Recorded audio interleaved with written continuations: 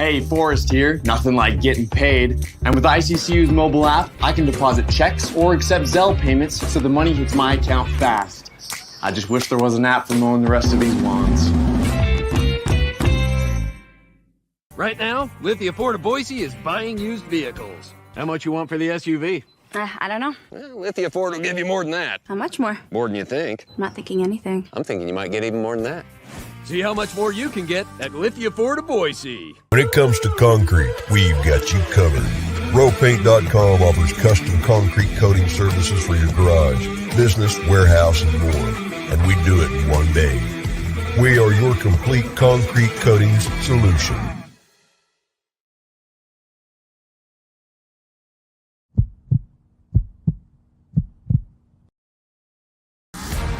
Welcome to the Lithia Ford of Boise pregame show from Bronco Nation News.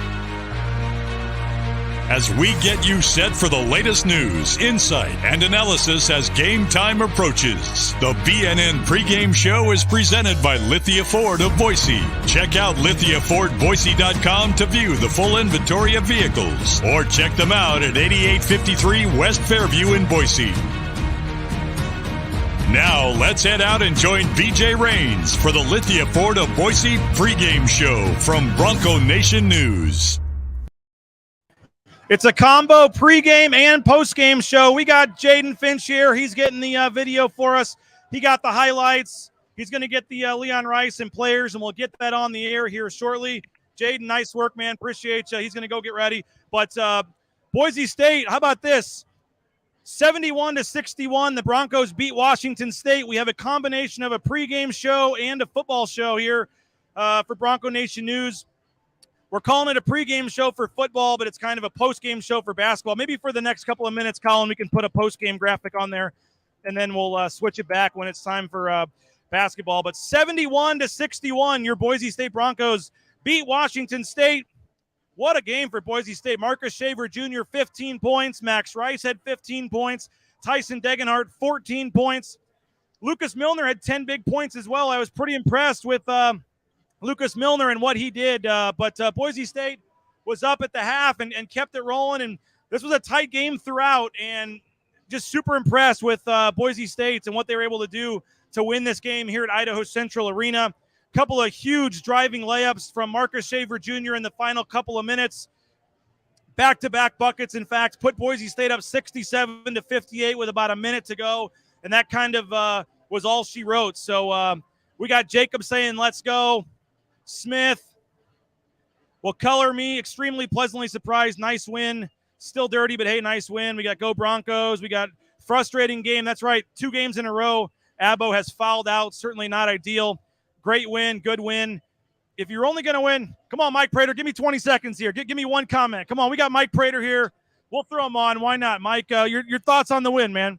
A very impressive win. More importantly, I love the atmosphere in this building. You and I were talking about the energy, great energy. 5 guys in scoring, double figures in scoring tonight. So Boise State feeds off that energy. Very impressive. Milner gets on board. I hate to say this, but Najee Smith and Max Rice are 2 players that I ripped on a lot last season. They might be the 2 best players on this team right now, and I'm okay with that. Didn't you say you had to pray when Najee Smith took a 3? I think it was something about breaking glass or something like that. But very impressive performance. Max is a rock star for the 2nd straight game tonight, so very impressive performance for this. I need to see more of these games in this building. Great atmosphere. Sounds like they paid the bills. They want to do it. It's going to happen again. Let's bring it back. And quick 20-second comment on the football game. And any concern there? Weather would be a concern. Being flat would be a concern. Wyoming's getting beat by Colorado State right now, so you have to look ahead. You have to avoid looking ahead a little bit because Wyoming might be doing that. But this is a game that it's in Nevada. Boise State's a 21-point favorite. Lay the points, take Boise State. Appreciate it, Mike. Mike Prater. You can hear them on the postgame show, by the way, for football, right, with Johnny, and they'll be on the postgame show for football. So, yeah, big win for Boise State. I mean, they go 1-1 in this opening stretch. They were looking at 0-2, and to get this win today and be 1-1, just huge for Boise State. To really, when you think about it, to look at what the scenario would have been had they, lost this game and been 0-2 on the season. But to get the win tonight, be 1-1. I mean, if you were only going to win one game this week, it would have been this one. You got obviously a game against a top 65 Ken Palm team It's a huge win for Boise State. I was super impressed. Again, 71-61 is the final. 14 from Tyson Degenhardt. He had 14 and 7. How about Marcus Shaver Jr. has a double-double? 15 points, 10 rebounds, 5 assists, 4 steals. How about Marcus Shaver Jr.? What a game from him to have a double-double with 10 rebounds. As I said, frustrating game for Abbo fouling out, but he had 5 points, hit his first 3. Max Rice, 15 points. He continues to score for this team. Lucas Milner, 10 points. And Najee Smith had 12. I was super impressed. Najee Smith coming off the bench with 12 points. He did it again. And again, this was a close game throughout. Boise State at one point, gave up the lead. It was, 48-48, tie game with 8:48 to go. Lucas Milner back-to-back dunks. Then you had Marcus Shaver with a layup, and all of a sudden Boise State's up 56-48 with 5:36 to go. They kept it going. Washington State cut it to 2 with 4:06 left. It was 56-54, 4:06 to go. And then Tyson Degenhardt with a big bucket and the foul. He made the free throw. You had Abbo hit 2 free throws, and all of a sudden Boise State's up 7 with 3:23 to go. They were able to hold on down the stretch. Huge win for Boise State basketball. They're 1-1 on the season. And I'm heading to Reno. We're going to try to get a private jet, Bronco Nation News. That's how we roll, thanks to one of our sponsors. We're going to try to get down to Reno, see if we can make it by tip-off. We got Collin Mitchell coming in. We're going to switch it to the pregame show. We'll have reaction from Leon Rice. We'll have the players, and we got a ton coming on the football show. So go get a Cutwater cocktail, relax, have some fun, celebrate this win, and now get ready for the football game. Colin's going to take it over from here. I'm heading to the airport. I'm going to try to jump on again once I get to the airport before we get on the plane. But, Collin, heck of a game for Boise State. They're 1-1. They needed it, and it looks like the start of a heck of a night probably for Boise State fans. But I'm going to see if I can get there by kickoff. I'll see you in Reno here in a little while, man. Yeah, safe travels. We'll see you down there, and yeah, I'll try to jump back on and show off the plane if we can make it happen. But I got to roll. We'll talk to you soon, man. Thanks for everything. Thanks, BJ. And yeah, I mean, welcome to the Bronco Nation News Lithia Ford of Boise pregame show here in Reno. I'm not necessarily in the stadium right now. I'm in one of the faculty offices. It's a better internet connection down here, but welcome to the Cutwater Canned Cocktail Studios on the road here in Reno. It's a cold one. It is definitely a cold one here in Reno. Here's the stage. Mackey's Stadium is where they're playing tonight, where the Nevada Wolfpack will take on the Boise State Broncos. And it was definitely overcast when we first got there, and now it's really starting to snow a bit, and we don't quite know how hard it's going to snow throughout the game, but you see little flurries starting there, and once the players start coming out, you see a little bit more as it starts coming down. Players wearing T-shirts. I saw some of the photographers wearing shorts, which was a crazy idea to me. But yeah, keep getting the comments in, and we'll set the scene and set the stage for a good one, what should be a good one tonight here in Reno. As you see, it is coming down with the snow now, and some players just getting ready for a big one for Boise State, ending the year. And this is when it really started to come down. And we'll see in a second, the Broncos brought the heated benches, and I'm not sure how new they are, whether they just added the DeWalt sponsorship on there or if they got brand new ones for this year. But BYU brought them last week, and I'm not to say that was the difference in the game, but I'm sure it'll make them a little bit more comfortable on there. And as you can see that picture of that, I'll get that off the screen for you. And yeah, welcome in. Get your score predictions in. Let us know where you're watching from. We have some interviews to look at with Spencer Danielson, Dirk and Davis Cutter, and Chris Murray from Nevada Sportsnet. So keep commenting in. So, let's see. Nick Wade says safe travels, BJ. I'm sure he appreciates that. Karen, I'm sure hopes BJ travels safe as well. She says, hey, Colin. Perry, met him in Oregon. He was a very nice fella. I caught 2 mice in one trap this morning. Double win today. Yeah, that's certainly a possibility if the Broncos get it done down in Reno. Dylan says, what a win for the basketball team. Let's make it a Broncos sweep. Yeah, and it is trending in that direction. Obviously, Boise State, the heavy betting favorite in Las Vegas this weekend. And let's get it started by talking about a little bit about Nevada and hear what some of the coaches had to say about a team that's coming into the game 2-7, but might not be as bad as really everyone thinks.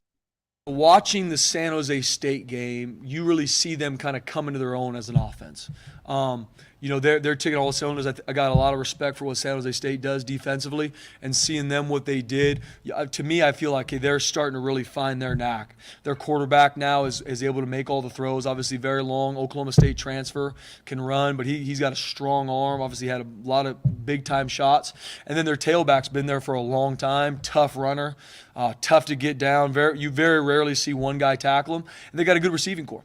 And they've done a really good job mixing up the looks, mixing up the formations, and getting in and out of a lot of different personnels, especially via tempo as well. So I know it's going to be a task for us Saturday night, and especially going to their place. Got a lot of respect for what they do, got a lot of respect for their staff, and so our guys are up here right now, back to the drawing board to continue to find ways to play good defense. They're a good football team. It's funny because I think teams will look at their record and kind of judge it off of that. But these guys are actually a good football team. I think they're physical. I think they're tough. I think they're coached well. I think they're still trying to find their identity a little bit in some of the positions, but up front, man, they're tough. They're going to do a good job. They're aggressive. They're going to come after us. They might not have anything to lose in the eyes of the world, but pride's always on the table, and I think they take pride in what they do. Their head coach is a good dude, good people.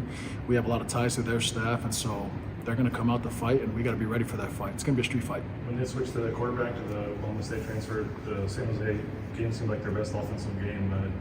What did you see, I guess, in the difference there? Yeah, man, I think they bring different things to the table. Number 16 is a long athlete, and he can run, and he's a problem containing him with his legs. But number 1 coming into the game, they can both throw the ball, but I think they both bring problems to the table if you're not fundamentally sound. So that's the whole goal for us, is to be able to be sound in the run game and get after this quarterback when the time comes. Chow has been there forever as a running back, it seems. What makes him tough to handle?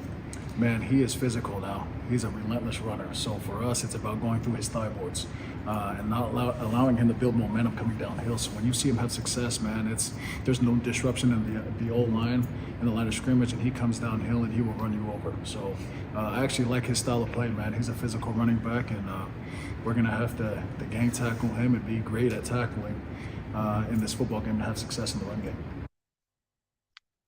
And there are some of the coaches talking about Nevada, and it's been a weird year in the Mountain West. I think a lot of people would agree with that. Definitely more lopsided than not. And I guess I'll actually put the standings on the screen. Sorry, my whole face is not out of there, but we got the little screen graphic right here of the Mountain West, and things are getting a little bit interesting. Whereas Boise State sits at 5-0, but Wyoming is currently in danger in Fort Collins, taking on that rivalry against Colorado State. Let's check the exact score. Give me one moment here. I can give you a little update, because if Wyoming was to lose, that would mean Boise State they're already in full control, but if they were to go and lose in Laramie next week, it essentially wouldn't matter as long as they win tonight and win against Utah State. So that's always pretty interesting. Colorado State is in the red zone. It's 10-7 with 16 seconds left in the third quarter. So they're driving on Wyoming. We'll see how that ends up.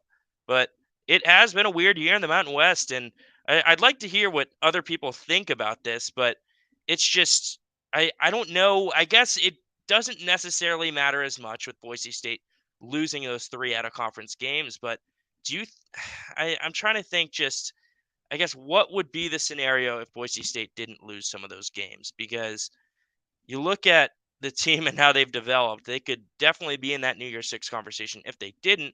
But overall, I think they're in good contention to go to the LA Bowl, have momentum going into year 3 of Coach Avalos, and get moving. Let me get this graphic on the screen. Give me one moment.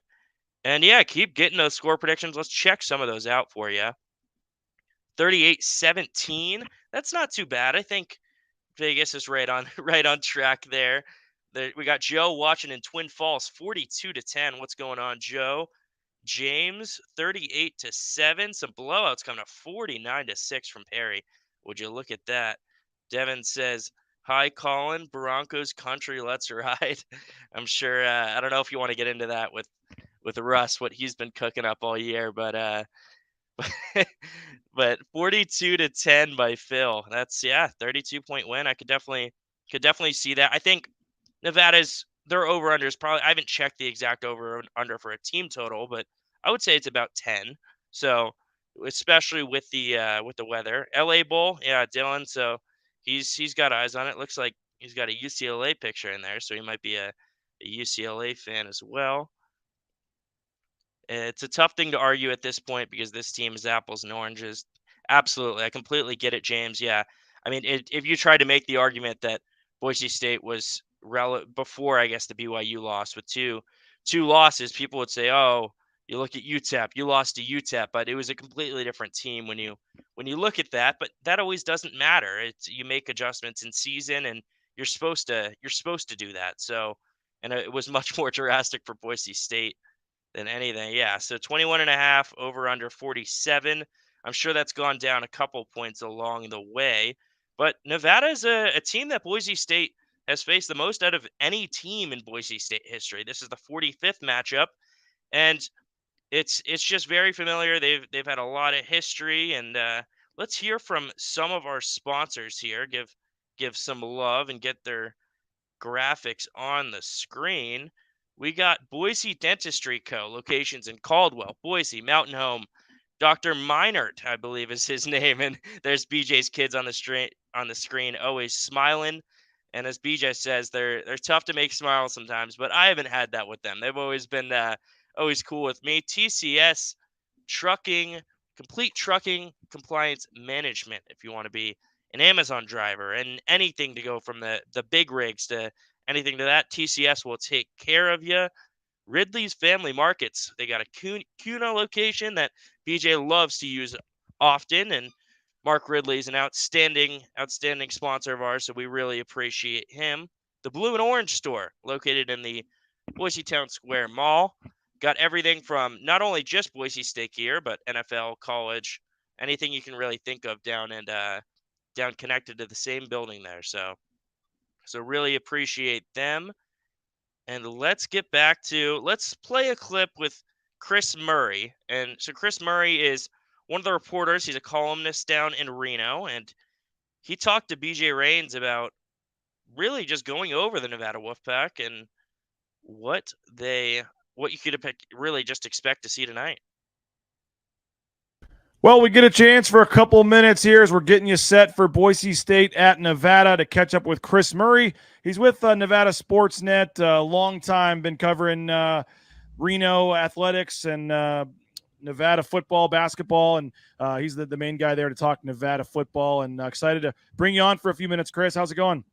Pretty good. How are you doing? It's going to be cold out here, certainly, so kind of your classic weather for Nevada Boise State. Well, we got about an inch of snow on the ground here in Boise already, so that won't be anything new for us up here. But appreciate you. We're taping this on Thursday here as we get set for Saturday's game. But what's the initial thought down there in Reno on this game on Saturday, or coming up, I guess, here for folks watching here in 45 minutes? Yeah, maybe a chance to kind of salvage the season. Nevada's not having the greatest first season under first-year head coach Ken Wilson. They started 2-0. A lot of that was just turnover infused. They had 9 takeaways and 0 turnovers in those first 2 games, so they were able to beat New Mexico State and Texas State. Since then, 7 straight losses. So sitting at 2-7, one of 2 teams in the Mountain West that's yet to win a conference game. Lost a really difficult one to Colorado State by 3 points on the final play against Jay Norvell, their former head coach, who came back to Mackey Stadium. And certainly Wolfpack fans are not, thrilled with his decision to leave Nevada. But really, these last 3 games are against the Wolfpack's 3 biggest rivals. They go Boise State, Fresno State, UNLV. So if they could win 2 of these 3, it would obviously be huge for Ken Wilson to end the season on a positive note. The most likely outcome, if they're going to get a win, would be against UNLV. But it's a chance to maybe send a message to the fan base that the team has improved at the end of the year, and they're ready to compete with one of the best teams in the Mountain West. Certainly their last game against San Jose State, that was a very close game, and wasn't decided until the Spartans scored a touchdown with about a minute to go, and they won by 7 points. Now, you talked to Boise State's coaches this week, and it sounds like they're playing Alabama, in Nevada. But they mentioned the change at quarterback for the San Jose State game, going with the Oklahoma State transfer. They talked about it clearly being their best offensive game of the season. They saw some things that obviously worked for Nevada, and then Nevada coming off the bye week. Boise State coaches are expecting them to build off what they did in the San Jose State game and be much better offensively, here tonight against Boise State. What changed in the San Jose State game, and do you think there is some optimism the offense can improve? Because statistically, it's one of the worst offenses in college football. Yeah, they've really struggled. They haven't been able to throw the ball and they haven't been able to run the ball. That's not a good combination. They really wanted to establish the run this season. That was their number one goal. They wanted to have 2 1,000-yard backs. They haven't had a 1,000-yard back since 2016, and their top back has 571 yards. That's Toa Taua, and their second leading back, Devontae Lee, has 212 yards. So they've not been able to establish the run game, and a lot of that is predicated because they haven't been able to beat teams deep. They have toggled between quarterbacks. Nate Cox, who was the incumbent, he was Carson Strong's backup the last 2 years. And then, as you mentioned, Shane Illingworth, the transfer from Oklahoma State, who did start 3 games in the Big 12. They started with Shane as the starting quarterback, and then they went to Nate, and then they went back to Shane for a game, and then they went to Nate, and now back with Shane. So they've kind of been all over the place. Shane certainly played his best game of the season against San Jose State. He was averaging right around 4.5 yards per pass attempt leading into that game against the Spartans, but in that game, right around 8 yards per passing attempt. He hit a deep 53-yard bomb. That was the first air ball of more than 30 yards in Nevada had hit all season. So, the Wolfpack lost a lot of offensive talent, really a lot of talent all over the roster. But Carson Strong, the quarterback, 2-time Offensive Player of the Year in the Mountain West, was gone. They lost their top 6 wide receivers, who accounted for more than 3,500 yards and more than 35 touchdowns last season, 2 of them playing in the NFL this year. And then the offensive line had 5 brand new starters. Their top offensive lineman, Aaron Frost, suffered a knee injury the first week of training camp. So it's been a rebuild all over the place. Specifically, what happened in that San Jose State game is Shane was able to hit some balls down the field a lot better. Now, the downside with Shane compared to Nate Cox is he's not very mobile. So he took 9 sacks against San Jose State. The Wolfpack offensive line certainly is not a strength, but pocket awareness has to be an area where Shane Illingworth improves. And I think he has these last 3 games to kind of show out that he deserves to be the starter for Nevada heading into 2023. So there are 3 big games for him. But yeah, certainly Nevada's offense has been the biggest issue this season. I actually think the defense has mostly played well. You mentioned the running game, and I know I'm going to butcher his name, number 35. Obviously, I always say it wrong. How do you say it? Toa Taua. So his brother Vi Taua played with Colin Yeah. Kaepernick. He's now the associate head coach and running backs coach here at Nevada. Toa Taua, 10 rushing touchdowns, 571 yards. Seems like he's been around there forever. He's obviously probably what they lean on a lot, the running game. Yeah, and they like to throw him the ball as well. I think Toa's a very good running back. I mean, the numbers haven't necessarily shown it throughout his career. He doesn't have a 1,000-yard rushing season, but he is the only player at the FBS level with at least 3,000 rushing yards and 1,000 receiving yards. So, I think he's one of only 2 players to lead his team in both receiving yards and rushing yards. So they're going to give him the ball a lot. The offensive line has not really generated a lot of holes for him this season. That's probably been the most disappointing thing, is just the lack of physicality on Nevada's offensive line and the struggles that they've had there. So he's going to get 20 to 25 touches. They're going to try and establish the run. I think one thing that gives Nevada a little bit of optimism offensively is, they're basically going against a very similar scheme to what they do defensively, because Ken Wilson and Andy Avalos were on the same staff at Oregon for a year when they won the Rose Bowl. So, they've at least faced this defensive scheme quite a bit just in 1s versus 1s during practice. And we'll see if that helps them at all with the additional, like you said, practice time with the bye week. And Boise State's saying the same thing in terms of what they're looking for from the defense of Nevada with Coach Wilson there and having some similarities. Tell us about the defense for Nevada and what are they saying about Boise State's offense with Dirk Cutter now running the show and Talon Green coming in. Let's talk about that side of the ball. Yeah, very complimentary of both of those guys. Ken Wilson's known Coach Cutter for a long time, and they've kind of said that Green has been better every single game that he's been able to get out there. So they know that it's a big task for them. I think Nevada's defense has been very good at taking the ball away. They're top 20 in the nation in turnovers created. They actually have a turnover trident. So if you see that, it's a giant gold trident that they got from the Fallon Air Base out here about an hour away from Nevada. So that's something that's kind of been popular in these parts, but the secondary has been very good. You look at Tyson Williams, he's a veteran safety. You look at Bentley Sanders, he's a semifinalist for the Jim Thorpe Award, which goes to the top defensive back in the nation. The only player from the group of 5 to get that honor. He has 5 interceptions. He has 3 forced fumbles that Nevada has recovered. So, he's been a big piece of that defense as well. Don Peterson's a very good defensive lineman, one of the most productive players in the Mountain West defensively over the last half decade.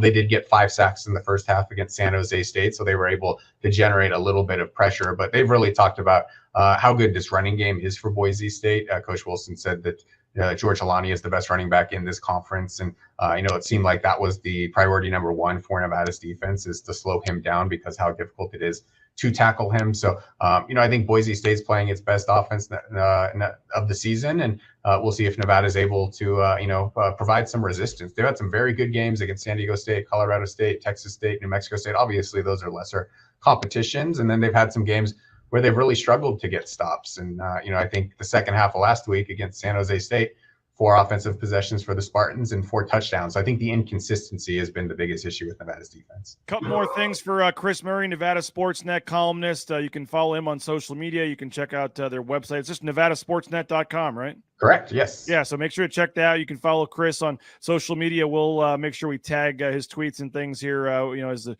we get closer to kickoff and the show gets rolling here. But what you mentioned, Coach Wilson, what is the talk there? Him coming in, it looked like Norvell was really trying to build this program. You had all the NFL talent last year, and then he bolts to a school in the conference. Where are things with Ken Wilson as he tries to, get this program rolling again, and just what's the status of Nevada football, I guess, big picture at this point? Yeah, bottom 10 in the nation in attendance, so that's certainly not a great thing. I think there was a lot of optimism when Coach Wilson was hired, because this is a guy who'd spent 24 years at Nevada, most of those years as a defensive assistant coach under Chris Alt, but he also worked in administration as Alt's right-hand man for 5 or 6 years and was away from the football field. So, he basically had the chance to stay here in 2012 under Brian Polian and stay an assistant. He opted to go to Washington State with the goal of potentially becoming a head coach, specifically at Nevada. So he spent 6 years at Washington State as an assistant, 3 years at Oregon as an assistant. His last year he was co-defensive coordinator, actually turned down the Montana State head job 2 years ago because he wanted to get an FBS opportunity, and he got that here at Nevada. And certainly things started really well. A couple of double-digit wins to start the season. But I think people have soured a little bit. I think people are realistic. He inherited the least experienced and least productive returning production team in the nation out of 131 FBS teams. Nevada lost 20 transfers. They lost a really, really strong senior class as well. As you mentioned, a lot of those players playing professional football. And, I think, Jay Norvell took 11 players with him, some who have had great seasons, Torrey Horton, Avery Morrow, 2 of them. I think he's probably given a pass for this season. You certainly want to do better than where they're sitting right now, 2-7. And I think if they could win a couple of these games at the end of the year, that would really change the outlook on the season. But it's no different than what we've seen with a lot of first-time coaches at Nevada. Jay Norvell's first year, they go 3-9. Brian Polian's first year, they go 4-8. Chris Alt's first year, they go 5-7. Chris Tormey's first year, they go 2-10. So you're talking about 5 or 6 straight first-year head coaches who have really struggled. And he'll get a couple of years to try and build this thing up. The interesting thing is Nevada actually hired an athletic director a couple months after they hired Ken Wilson. So that's never the most comfortable situation. You kind of want that athletic director making the hire on the head football coach. But I think, they basically went with an option of a guy who would be loyal, because they've been burned with Jay Norvell leaving, with Eric Musselman leaving, with you go back to Mark Fox leaving, and Trent Johnson leaving in basketball. That they wanted somebody who was going to stay and try and build this thing, and we'll see if he can build it into a Mountain West contender. Nevada's one of only 4 teams in the conference not playing a Mountain West championship game since that was created in 2013. So haven't been able to get over the hump, and we'll see if Coach Wilson can do that. Trent Johnson, former Boise State basketball star. I didn't know he'd be getting a shout out here on the show. You mentioned the rivalry, and you had a great piece earlier this week online. Folks can go check it out, nevadasportsnet.com, looking at the top games between the two teams. And, Boise State has played Nevada more than any other team. You go look at the career games, Nevada is number 1 for opponents' games played against Boise State. They don't play every year now. It's going to change a little bit, hopefully, with this new Mountain West scheduling format, where maybe you get 2 out of 3 instead of 2 out of 4. But what do you make of your take on the rivalry? And when you look back at the big games between the two teams over the years, talked to a lot of former players. Obviously, 2010 will always be the game. You had the other game with Kaepernick in Boise where he went crazy in his first start. But from your perspective, the rivalry or lack thereof between these two teams, and some of your favorite memories of this series? Yeah, I think it's not quite as strong as it was if you go back to the late 2000s, just because the teams aren't playing every year. There's not quite as much on the line when they do play, because Nevada has slipped in kind of the post-Kaepernick years, but they played a lot of classic games. You go back to 1990 when they played a triple overtime game in an FCS semifinal. That was their only playoff matchup at that level. But, it's been, I don't think it's maybe the most heated rivalry Nevada has. That would be UNLV, and it's not the longest running consecutively. That would be Fresno State, but they've produced the most fun games. And I think a lot of the people who are on Nevada's staff right now, beyond just Ken Wilson, as we mentioned, Vitalo's on the staff. He played in that 2010 game. Virgil Green's on the staff. He played in that 2010 game. The co-defensive coordinator, Mike Buffet, played against Boise State in the late 2000s. Jeff Nady, an offensive lineman from Nevada, their offensive line coach, he played in that 2010 game. So I think they're going to get the message across, just what this game means to this community and to this football program. It might not be quite at the same level, but yeah, that 2010 game is one of the best I've ever covered. Obviously, that 2007 4 overtime game. There's a dozen games in this. We'll get back to that interview in a second. We do have a special guest, BJ Rains, getting on the plane to head to Reno right now. Let's see. Give me a thumbs up if I'm good to put you on screen, BJ. Let's bring him in. What's going on in there? We're making it somehow. We're on the flight. We're getting ready to take off. So we're going to see if we can pull this off or not. Now, how long of a flight is it down there? How long is the flight, pilot? A little less than an hour. So we're going to see if we can pull it off. They just turned the lights off on me. But we're going to try to pull this off, man. We're en route, so we'll see. Yeah, the owner, publisher, and founder of Bronco Nation News, riding on a PJ down to Nevada for the Reno game, and that's how the Nevada game. That's how Bronco Nation News rolls, man. But no, we're en route, so we'll see you down there in a little while. And a big win for Boise State basketball. Start of a great night, hopefully, for Boise State, and we're about to take off, so we'll see you soon. Sounds good. Safe travels. We'll see you in about a little less than an hour, maybe a little bit more than an hour, depending on how he gets into the stadium and how things are in the air. But awesome to see him. I can't believe he's going to a basketball game and a football game in two different cities and two different states in the same day. So that's pretty cool. And yeah, I mean, let's get some comments in here, get some more score predictions. Was anyone at the basketball game that is watching the pregame show now? Big win. I mean, 71-61. You start out down, getting some blows, down 8-0, and I didn't really get to watch most of the game since I was doing some pregame prep and on the field, but I was watching the stats, and it looked like, I mean, based on the stat sheet, Max Rice looks like he played a great game.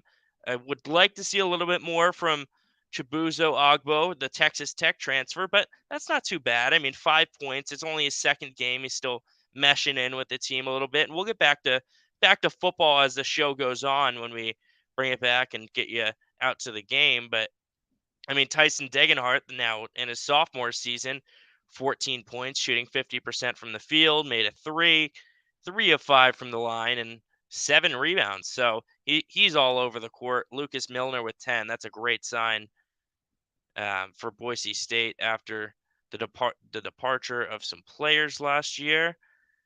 Let's see.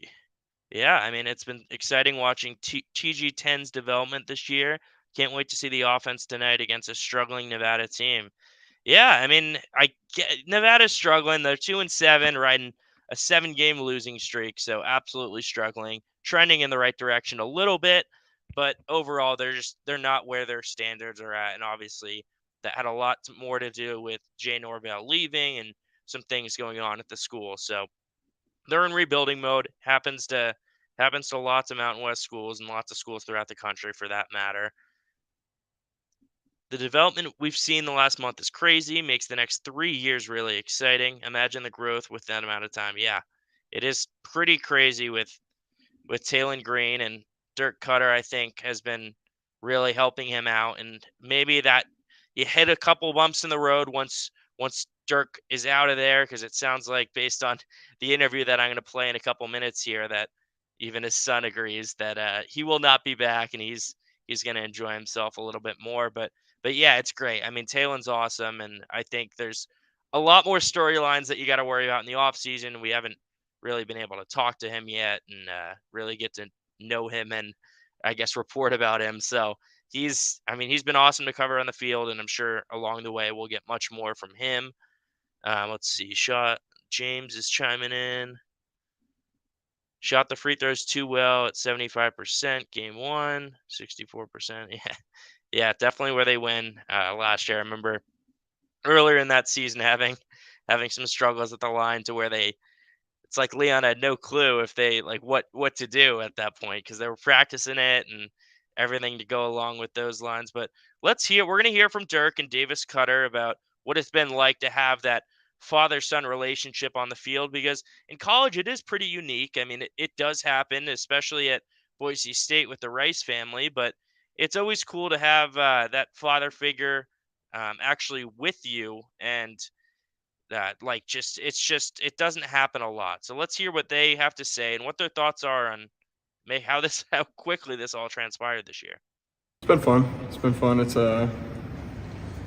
probably more normal than people would think it is. I mean, it just kind of feels like he's your coach, and every once in a while we have a little moment, but it just feels pretty normal. Honestly, like I mean, me and Davis are really close, but when we're in the room like this and the guys are there, I see Davis as a face in the crowd, and we have little conversations sometimes, but mostly about other stuff.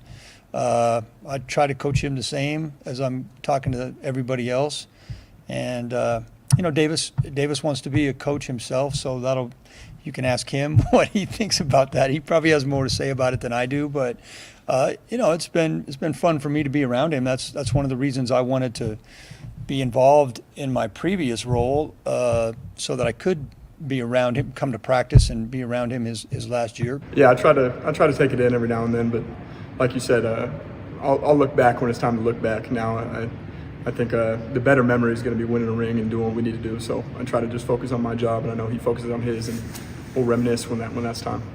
Yeah, I mean, obviously I think he's done a great job and has helped us a lot, and it's a unique situation we're in, and we're lucky that we had someone like that there waiting for us. So it's been a huge help, and but again, it's the players on the field playing, and our guys are making a lot of good plays, and we're starting to hit our stride. The O-line's doing a great job.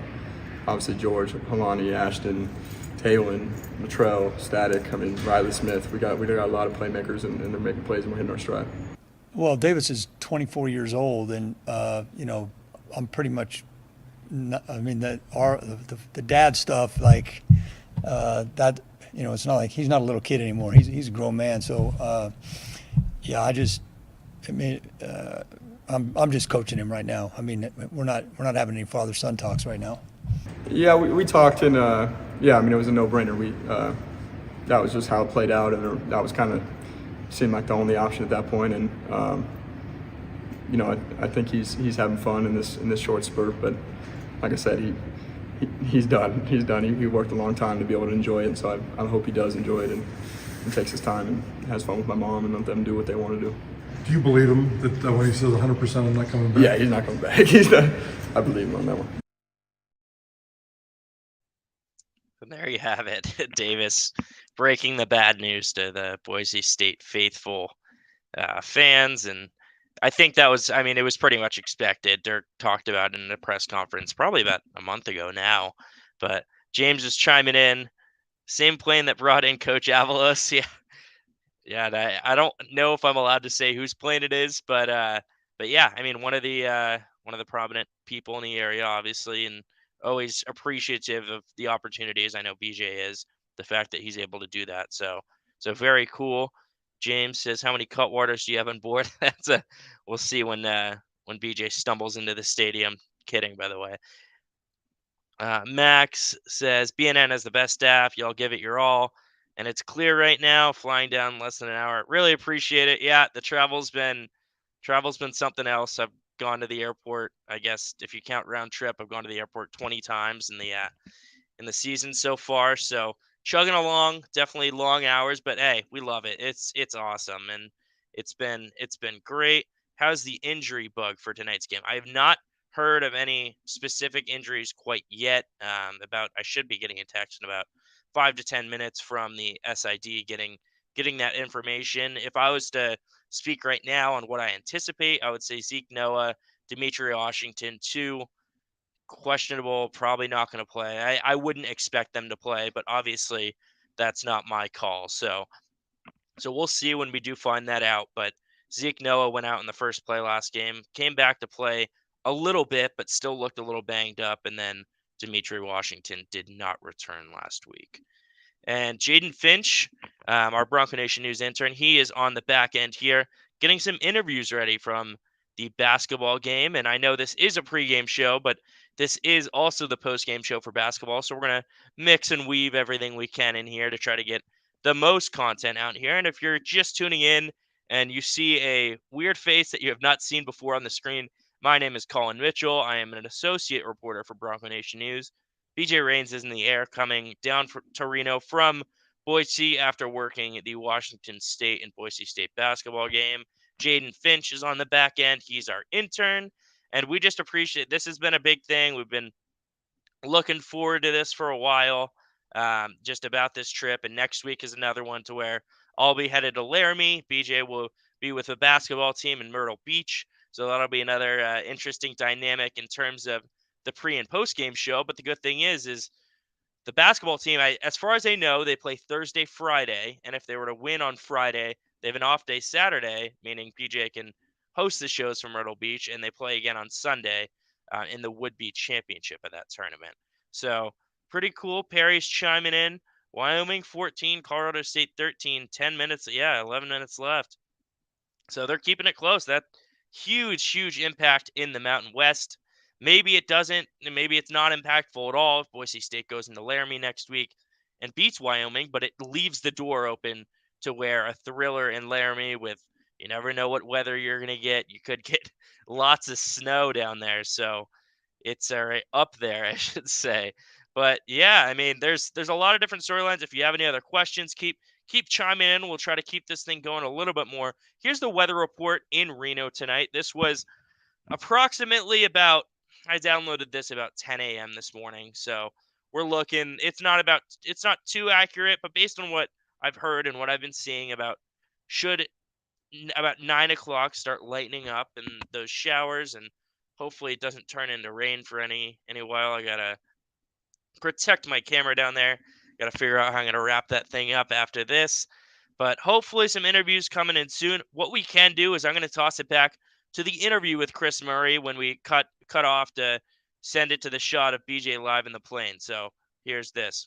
Series history that's just been completely epic. And I don't know how much of a rivalry it's been of late because Boise State has dominated it so much, but they're the standard in the conference that they sit in. So we'll see if Nevada can build up to that standard. And they were very close and very competitive in those late 2010 games. Final thing, Chris Murray, Nevada Sportsnet. Really appreciate your time as we're getting set for kickoff here. How do you see this game playing out, man? What are your kind of keys to the game? And do you think, 21-point spread, from odds makers, do you see this game being a close one, or do you think Boise State gets right after the BYU loss? What do you make of this one? Yeah, I'll probably take Nevada to cover that line. Now, they had lost 6 straight against the line.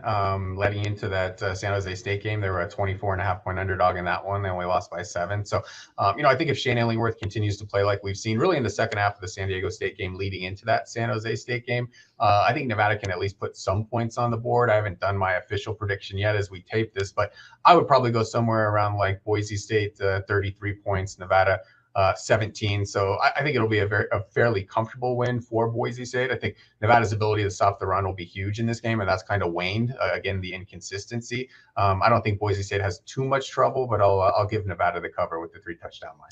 Well, appreciate it, Chris. I recommend everybody go check out Nevada Sportsnet for all their pregame coverage on the Nevada side. You guys will be doing some of the basketball games as well, so we'll see you guys both Nevada Boise State basketball games.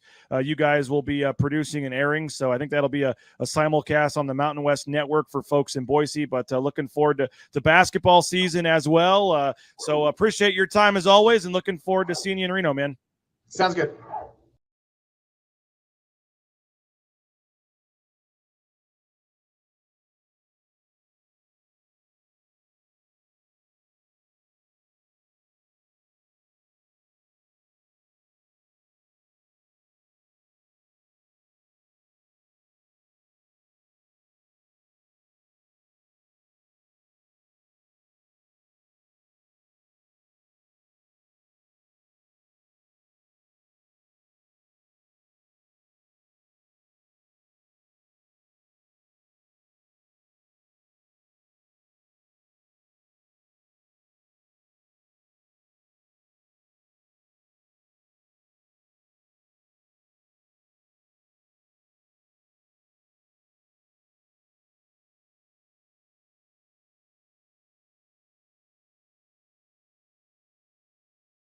There it is. Thank you, Perry, in the in the comment section. You're muted.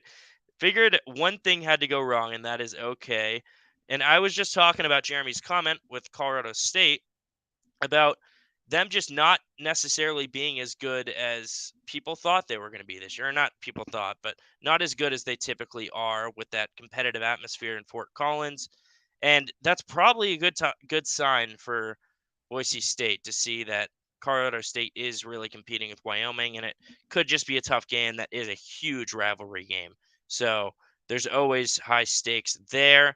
And I'm not sure if we are going to get those interviews now from Coach Leon Rice from the basketball game. Things are taking a little bit longer. Interviews went a little bit long, so that's totally okay. And I think we're gonna end it here and go inside the stadium. You know, it's been fun to host. Was a little bit nervous going into it, but I think I did enough to keep it going. And thank you so much for tuning in to the Bronco Nation News Lithia Ford of Boise pregame show here in Reno. I'm gonna head down to the field, sit in the snow for a little bit, and we'll have a full highlights, hopefully highlights, more interviews and everything after the game going on the Lithia Ford of Boise post-game show here from Reno. We'll have BJ Rains and myself. And really just thank you for always tuning in. And this has been the Bronco Nation News Lithia Ford of Boise pregame show. Bronco Nation News, BroncoNationNews.com.